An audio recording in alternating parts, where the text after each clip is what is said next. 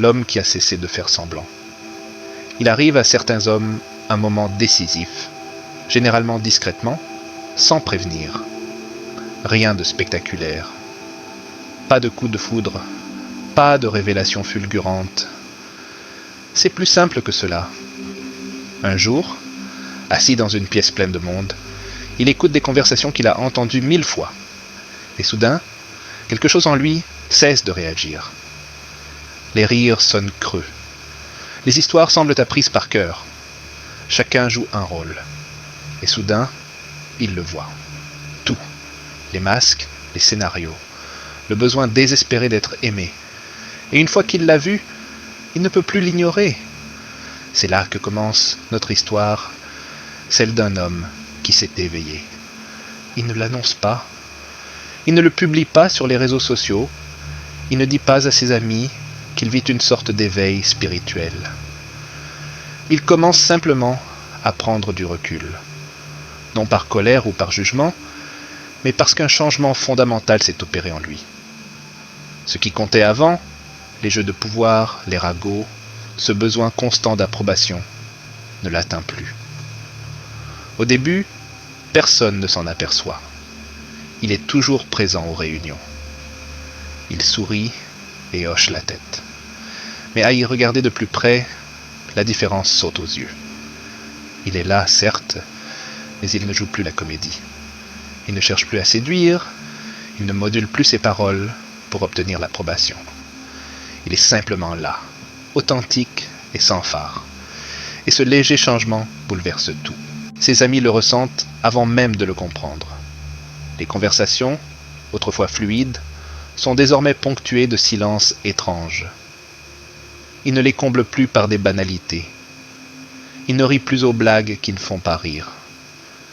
Il n'acquiesce plus par simple politesse, et les gens le remarquent. Ils ne diront peut-être rien, mais ils ressentent l'absence de quelque chose auquel ils étaient habitués, son besoin d'eux. Car voici la vérité sur la plupart des relations humaines. Tout repose sur un accord tacite. Tu valides mes choix, je valide les tiens. Tu me fais du bien, je te rends l'appareil. On évite les questions difficiles. On reste dans une situation confortable. C'est un marché, et ça fonctionne tant que chacun continue à jouer le jeu. Mais il a cessé de jouer ce jeu. Et quand une personne arrête, tout le système le ressent. Certains l'admirent pour ça. Ils voient en lui quelque chose de solide, d'ancré. D'autres trouvent cela déstabilisant. Ils lui demandent si ça va. Ils disent qu'il a changé. Ils se demandent s'il est déprimé, en colère, ou s'il traverse une période difficile. Ce qu'ils veulent vraiment dire, c'est qu'il est devenu incontrôlable. Il ne leur renvoie plus l'image qu'ils veulent voir. Il est devenu imprévisible, et ça les met mal à l'aise. Le plus étonnant, c'est qu'il n'essaie pas de mettre qui que ce soit mal à l'aise. Il ne se rebelle pas. Il ne fait pas de déclarations fracassantes. Il a simplement arrêté de faire semblant. Et c'est dans cet espace que se crée cette distance silencieuse entre celui qu'il était et celui qu'il devient que s'opère la véritable transformation. Il commence à passer plus de temps seul. Non pas qu'il déteste les gens, mais parce que la plupart des interactions l'épuisent désormais. Maintenir les apparences, jouer la comédie, rassurer alors qu'on ne croit pas à ce qu'on dit, demande tellement d'énergie. Avant, il faisait tout cela machinalement. Maintenant, il n'y arrive plus. Cela lui paraît malhonnête, et la malhonnêteté est comme une violence envers lui-même.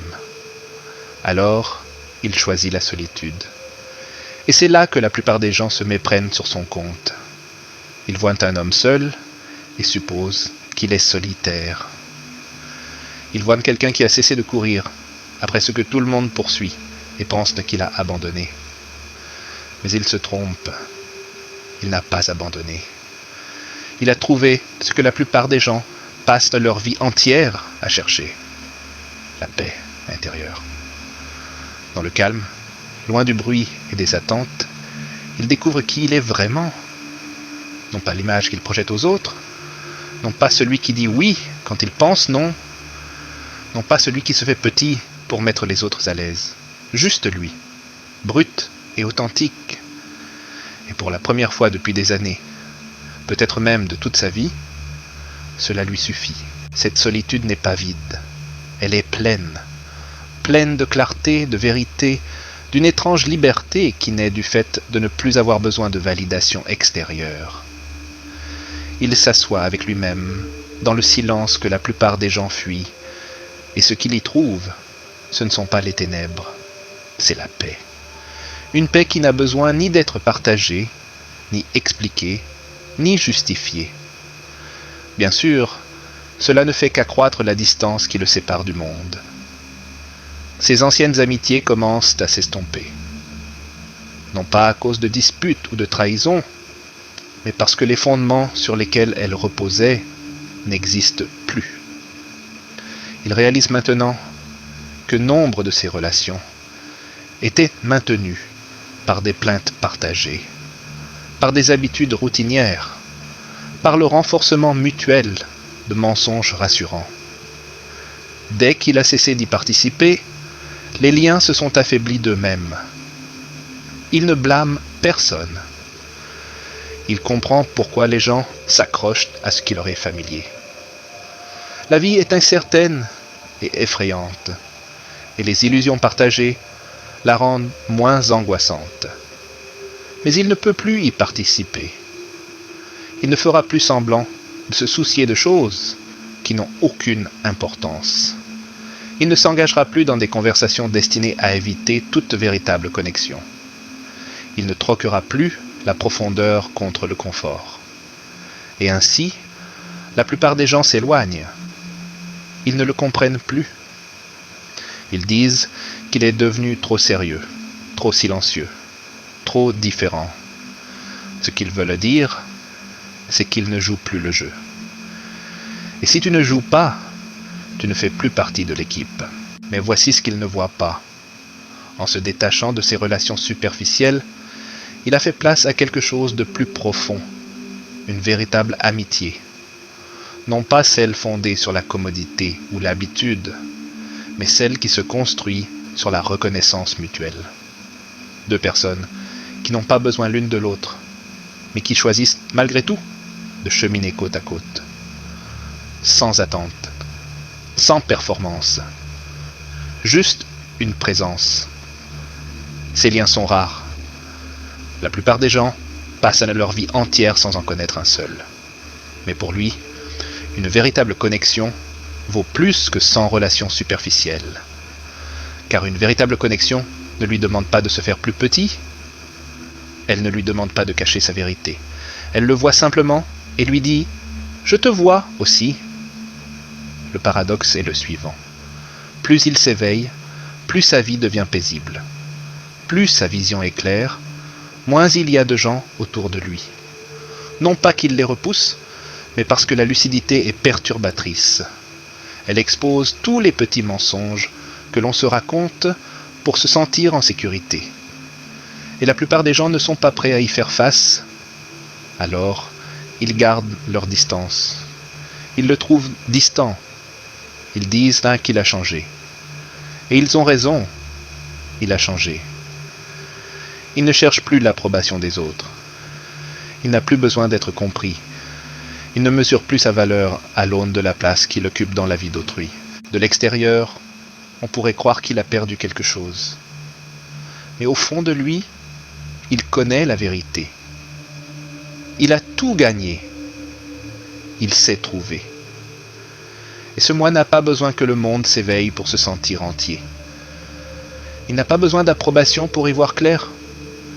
Il n'a pas besoin de validation pour savoir qui il est. Il y a des moments, tard dans la nuit, où il le ressent, ce désir, non pas celui de la foule, des fêtes ou des conversations interminables, mais celui de quelqu'un de pleinement présent. Quelqu'un qui a emprunté le même chemin, qui a percé à jour les mêmes illusions, qui n'a pas besoin qu'il joue un rôle, qu'il fasse semblant, qu'il soit autre chose que ce qu'il est. Ce genre de rencontre est rare. On ne peut pas la forcer. On ne peut pas la planifier. Elle arrive quand elle arrive, ou pas. Et il a appris à l'accepter. Il préférait marcher seul dans la vérité plutôt qu'être entouré de gens vivant dans le confort du mensonge. Voici l'évolution ultime. Il ne perçoit plus la distance comme une anomalie. Il la voit pour ce qu'elle est, le fruit naturel de l'authenticité dans un monde qui privilégie la performance. Tandis que d'autres s'entourent de bruit pour fuir leurs propres pensées, il a appris à savourer le silence. Tandis que beaucoup recherchent l'attention pour se sentir vu, il évolue dans le monde sans avoir besoin d'être remarqué. On lui demande souvent s'il se sent seul, s'il souhaiterait que les choses soient différentes, s'il regrette le chemin qu'il a choisi. Et la réponse est toujours la même. Non, car la solitude n'est pas l'absence des autres. C'est l'absence de connexion à soi-même.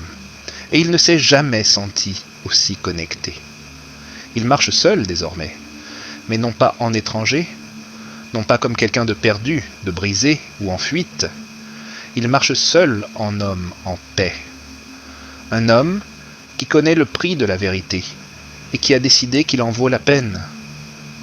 Un homme qui a cessé de faire semblant et qui a découvert que la réalité est toujours préférable au confort. Dans un monde qui rêve encore, il est éveillé. Et c'est ce qui change tout. Certains ne le comprendront jamais. Ils verront sa solitude et la prendront pour de la tristesse.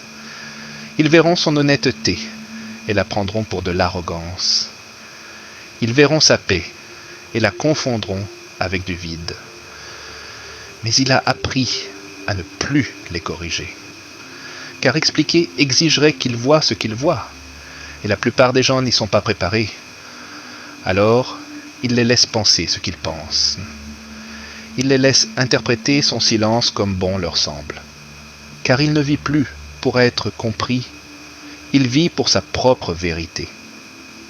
Et dans cette vérité, dans cet espace calme et authentique, où s'achève la performance et commence la présence, il a trouvé ce que la plupart des gens passent leur vie entière à chercher, la liberté. Non pas la liberté qui découle de l'absence de responsabilité ou de la fuite vers un lieu lointain, mais celle qui naît de la libération du regard des autres. Celle qui dit « Je suis qui je suis, et cela me suffit ». Voici son histoire, l'homme qui a cessé de faire semblant, l'homme qui a choisi la vérité plutôt que le confort, la clarté plutôt que le lien social, et la solitude plutôt que la performance. Il n'a pas choisi la facilité, mais il a choisi sa voie. Et au final, c'est tout ce qui compte. Il marche seul, mais il marche libre. Et dans un monde rempli de gens encore prisonniers de la performance, toujours en quête de validation, toujours effrayés par leur propre silence, cette liberté est le don le plus précieux qui soit. La foule continuera d'avancer, elle continuera ses jeux, à porter ses masques, à échanger la validation comme une monnaie d'échange. Et il observera de loin, non pas avec jugement, mais avec compréhension, car lui aussi fut jadis ainsi. Il sait ce que c'est que d'avoir besoin d'approbation, de craindre la solitude, de confondre le bruit avec la connexion. Mais il est de l'autre côté maintenant. Et de là, tout paraît différent, plus clair, plus simple, plus authentique. Et si vous lisez ceci, si ces mots résonnent au plus profond de vous, peut-être commencez-vous vous aussi à vous éveiller. Peut-être commencez-vous à voir la performance pour ce qu'elle est. Peut-être ressentez-vous cet appel à la solitude, ce besoin de quelque chose de plus authentique que ce que le monde offre. Si c'est votre cas, sachez ceci. Le chemin devient plus paisible, mais pas plus vide. Vous vous éloignez de la foule, mais vous vous retrouvez. Et ce choix, aussi difficile soit-il, en vaut la peine. Car une vie vécue dans la vérité, même en solitaire, sera toujours plus riche qu'une vie de performance, aussi trépidante soit-elle. Alors, suivez votre chemin, faites confiance à votre éveil. Et souvenez-vous, Être seul dans la vérité n'est jamais la même chose qu'être seul au milieu d'une foule. L'une est la liberté, l'autre est une autre forme de prison. Le choix, comme toujours, vous appartient.